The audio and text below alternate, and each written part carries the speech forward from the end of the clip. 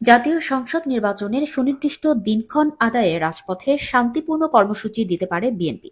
দলটি মনে করছে, নির্বাচন নিয়ে চলছে গভীর ষড়যন্ত্র।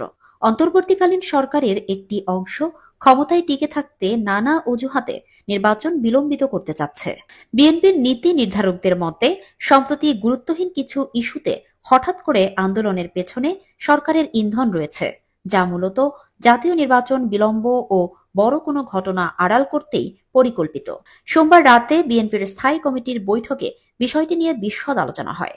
বৈঠকে অংশ নেওয়া নেতারা বলেন, মুক্তিযুদ্ধ ও জুলাই আন্দোলনের চেতনা ধারণ করে সরকারকে চাপ দিতে হবে যেন নির্দিষ্ট তারিখে নির্বাচন আয়োজন করতে বাধ্য হয়। বিএনপি চায় সংঘাত এড়িয়ে শান্তিপূর্ণ কর্মসূচি দিতে। দলটি মনে করে, সংঘর্ষ হলে তৃতীয় পক্ষ সুযোগ নিতে পারে।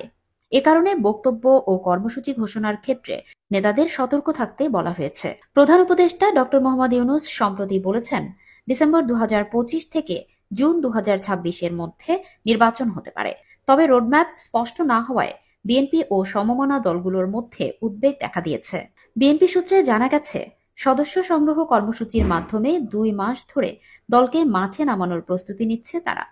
ইতোমধ্যে চট্টগ্রাম ও খুলনায় যুবদল, স্বেচ্ছাসেবক দল ও ছাত্রদলের যৌথ সমাবেশ হয়েছে। আগামী দিনে ঢাকায় বড় সমাবেশ করে নির্বাচনের নির্দিষ্ট দিন ঘোষণার দাবিতে বিএনপি তাদের অবস্থান স্পষ্ট করবে।